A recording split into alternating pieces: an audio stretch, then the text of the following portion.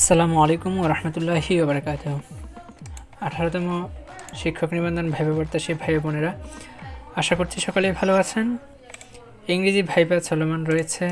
এই ইংরেজি ভাইভায় বেশ কিছু প্রশ্ন গুরুত্বপূর্ণ, যার মধ্যে একটা হচ্ছে ভিক্টোরিয়ান পিরিয়ড সম্পর্কে। অর্থাৎ ভিক্টোরিয়ান পিরিয়ড সম্পর্কে এ যাবৎকালে যে প্রশ্নগুলো করা হয়েছে এবং কি কি প্রশ্ন হতে পারে সে সম্পর্কে আমরা কথা বলবো ইনশাল্লাহ। আশা করছি ভিক্টোরিয়ান পিরিয়ড থেকে যদি প্রশ্ন করে তাহলে এর বাহিরে আর ভাইভা বোর্ডে অন্তত প্রশ্ন করার মতো কিছু নেই।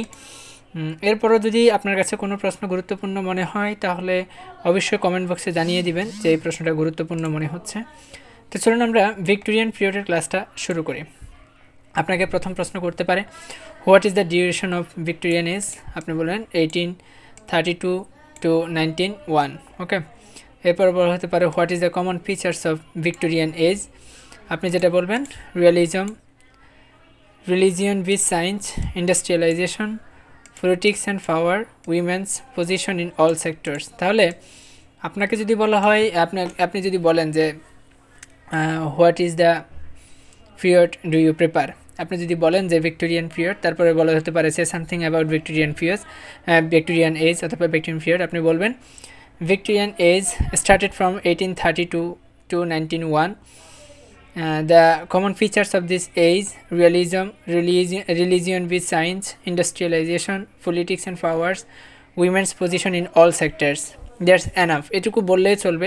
এর বাহিরে যে প্রশ্নগুলো চলবে সেগুলো আমরা আলোচনা করব। এখানে আপনি যে কোনো এইজের, অর্থাৎ যে কোনো ইংলিশ ডিপার্টমেন্টের যে কোনো পিরিয়ডেরই হচ্ছে আপনাকে মেজর পয়েন্টস সম্পর্কে আপনার ধারণা রাখা উচিত। মেজর পয়েন্ট 3জন বা 4জন বা 5জনের নাম জানে রাখা উচিত। তো আমরা চলুন আজকে মেজর পয়েন্টস নিয়ে আলোচনা করবো। The major points of the age, অর্থাৎ ভিক্টোরিয়ান এজের মেজর পয়েন্টস যারা আছেন তার মধ্যে প্রথম আমরা বলবো অ্যালফ্রেড টেনিসনের কথা। তো যদি বলা হয় সে সামথিং অ্যাবাউট অ্যালফ্রেড টেনিসন, আমরা বলবো হি ওয়াজ পয়েট লয়ারেট অথবা কোর্ট পয়েট অফ ইংল্যান্ড। ঠিক আছে, তিনি হচ্ছেন লিওরেট ছিলেন, পয়েট লিওরেট ছিলেন অথবা কোর্ট পয়েট অফ ইংল্যান্ড, আমরা যে কোনো একটা বললে চলবে, অথবা দুইটা অর দিয়ে দুইটাই বলতে পারি, সমস্যা নেই।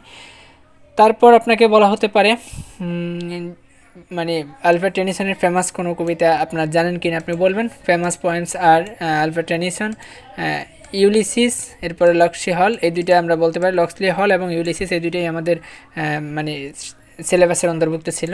এরপরে বলা হতে পারে ফেমাস কোটেশন, অর্থাৎ অ্যালফ্রেড টেনিসনের ফেমাস কোটেশন আপনি জানেন কিনা, তখন আপনি বলবেন knowledge comes but wisdom lingers. দেখেন, knowledge comes but wisdom lingers, এটা কিন্তু লক্সলি হলেরই একটা কবিতার একটা লাইন আর কি। ঠিক আছে, তো এই হচ্ছে আমাদের অ্যালফ্রেড টেনিসন সম্পর্কে যদি প্রশ্ন করা হয় যে আপনি যদি অ্যালফ্রেড টেনিসন সম্পর্কে এইটুকু জ্ঞান রাখেন, মানে এইটুকু জানে রাখেন, তাহলে আশা করি আর সমস্যা হবে না। আপনাকে ফেমাস পয়েন্টস বা ফেমাস কোটেশন এই দুটোই জিজ্ঞেস করা হতে পারে, এর বাইরে আর তেমন জিজ্ঞেস করার মতো নাই।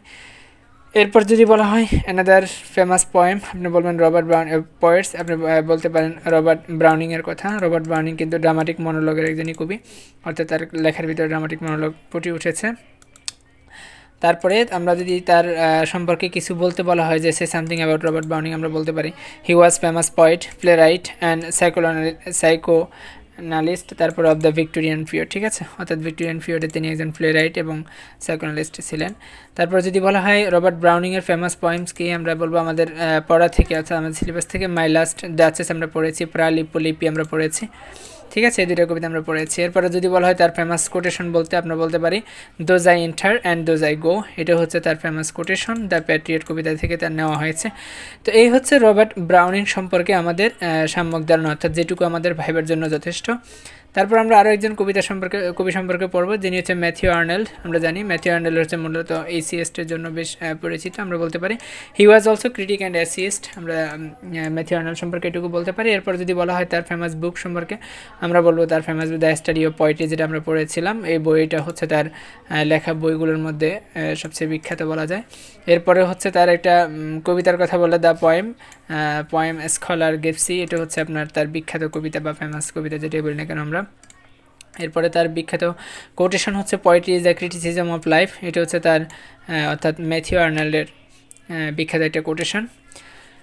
এছাড়া আমাদেরকে জিজ্ঞেস করতে পারে যে আপনার ভিক্টোরিয়ান পিরিয়ড থেকে একটা নভেলিস্টের নাম বলেন। আমরা চার্লস ডিকেনসনের নাম বলতে পারি, কারণ চার্লস ডিকেন্সের আমরা একটা নভেল পড়েছি, আর tale of two cities. Tale of two সিটিসের ভিতরে কিন্তু দুইটা সিটি হচ্ছে আপনার লন্ডন এবং প্যারিসের কথা আলোচনা করা হয়েছে। তো হচ্ছে গ্রেটেস্ট নভেলিস্টের কথা।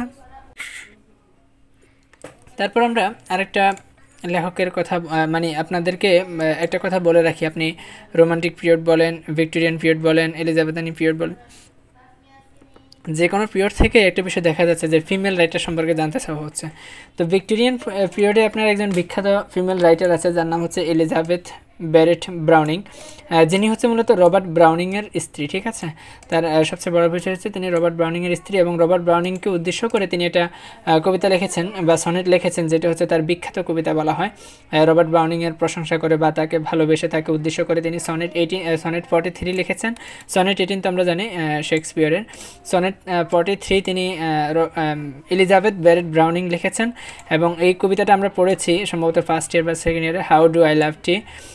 এইটা হচ্ছে মূলত তার বিখ্যাত কবিতা, এবং এই কবিতার জন্য তিনি বেশ স্মরণীয় হয়ে আছেন। ঠিক আছে, বলা যায়। তো এই যে আপনাকে যদি বলা হয় যে ভিক্টোরিয়ান পিরিয়ডের একজন বিখ্যাত মহিলা কবি আছে, তার নাম কি? Elizabeth Barrett Browning. তিনি হচ্ছেন রবার্ট ব্রাউনিংয়ের স্ত্রী, এবং তার বিখ্যাত কবিতা হচ্ছে sonnet 43, how do I love thee. এটা হচ্ছে তার অন্য নাম। এরপরে আমাকে বলা হতে পারে ফেমাস কোটেশন। তো আমরা সনেট 43 এর প্রথম দুই লাইনটাই বলে দেবো। How do I love T, let me counts the ways. এটা হচ্ছে প্রথম লাম। I love T to the depth and breadth and hate. ঠিক আছে, এই হচ্ছে আমাদের ভিক্টোরিয়ান পিরিয়ড আমরা বলতে পারি। মোটামুটি আসলে আমি চেষ্টা করেছি ভিক্টোরিয়ান পিরিয়ড থেকে কী কী প্রশ্ন হতে পারে এবং কেমন ধরনের প্রশ্ন হতে পারে আপনাকে সম্পূর্ণটা ধারণা দিতে। আর আপনি যদি মনে করেন যে আপনি আপনার চয়েস দেবেন, আপনাকে যখন জিজ্ঞেস করা হবে আপনি কোন পিরিয়ডটা মানে স্বাচ্ছন্দ্য বোধ করেন প্রশ্ন করতে, আপনি বলতে পারেন যে আমি ভিক্টোরিয়ান পিরিয়ড বা ভিক্টোরিয়ান এজ পছন্দ করি। তখন আপনাকে বলা হবে say something about Victorian age.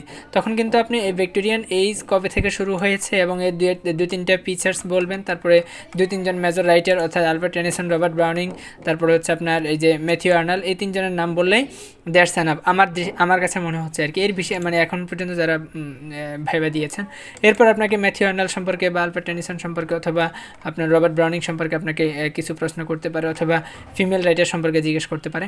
তো এই হচ্ছে আমাদের ভিক্টোরিয়ান এজ সম্পর্কে বিস্তারিত। আশা করছি ভিডিওটা থেকে উপকৃত হবেন। যদি উপকৃত হন অবশ্যই কমেন্ট বক্সে উৎসাহ দিবেন, এবং এর বাহিরে আপনারা আর কোন বিষয়ের ভিডিও জানতে চান অবশ্যই জানিয়ে দিবেন। আপনার ভাইবা কবে সেটাও জানাতে ভুলবেন না। আশা করছি সকলে ভালো আছেন, ভালো থাকবেন, দোয়া করবেন আমিও যাতে ভালো থাকি। আল্লাহ হাফেজ, আসসালামু আলাইকুম।